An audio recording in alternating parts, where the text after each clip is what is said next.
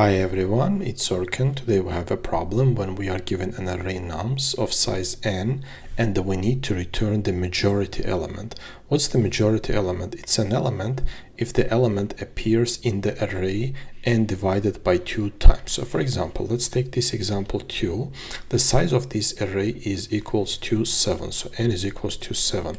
n divided by 2 gives us 3. So we need to find an element that appears in the array more than 3 times, which means that 4 times. So which element appears 4 times? So 2 appear 4 times, so we are returning 2.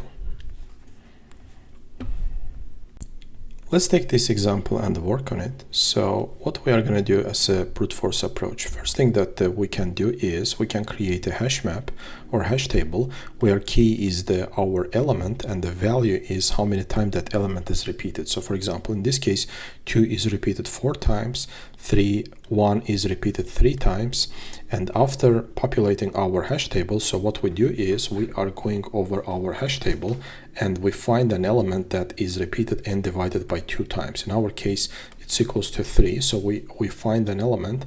We need to find an element that is repeated n divided more than 3 times. So the only element that is repeated more than 3 times is 2. We are returning 2.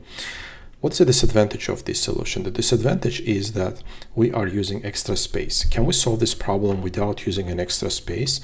Yes, we can, and for that we are going to use Boyer-Moore majority vote algorithm. So how exactly we are going to implement that?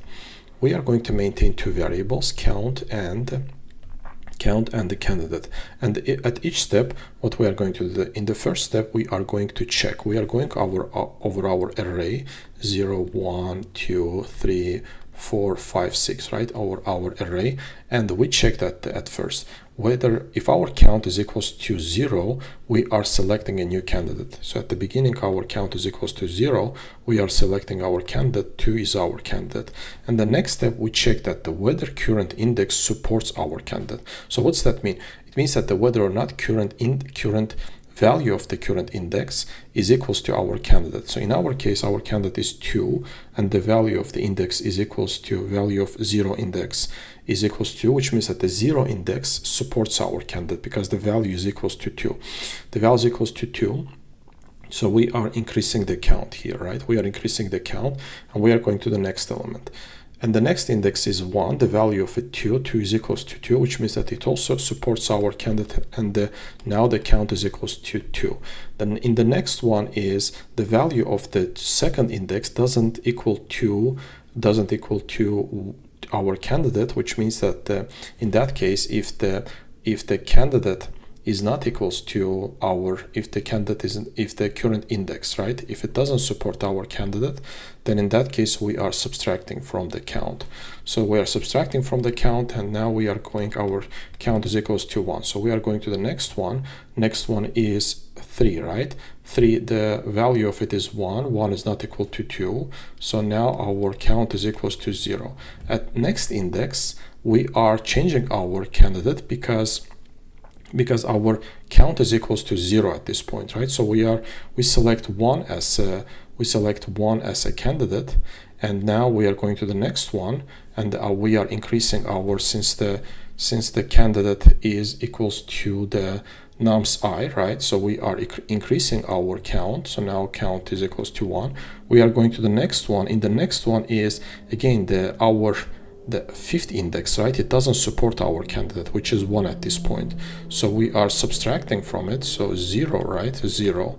And we are going to the next one, and the next one is that our count is equals to 0. Our count is equals to 0 at this point. So we are selecting a new candidate, which is 2, and we are returning this value. Why this algorithm works? So if we look at it, we would see that in this case, how many 2s we have? We have 2, 1, 2. We have n divided by 2, more than n divided by 2 times, right? 4 2s, and we have 1, 1, we have 3, 0, 3 1s. So whatever the scenario is, these 3 1s, right, will be cancelled out by these 3 2s, which will leave us 2 as which will leave us 2 as the majority element. So whatever candidate we choose in this case, right? So it will be eventually canceled out by 2 because 2 is repeated in our array. This is the only element that is repeated in our array and divided by 2 times. Let's take another example. In this case, again, the scenario is the same, right? So we are choosing 3 as a candidate. At the next step, it canceled out by 5. We are then choosing 4, which is again canceled out by 5. We are choosing 5, which is now our candidate. It canceled out by 8. And the next step, we are again choosing 5, which we are returning. First thing that we do here, we are creating 2 variables, count and the candidate. And the count we are setting to 0. And then we are going over our array and we are checking the count. If the count is equals to 0, we are selecting a new candidate.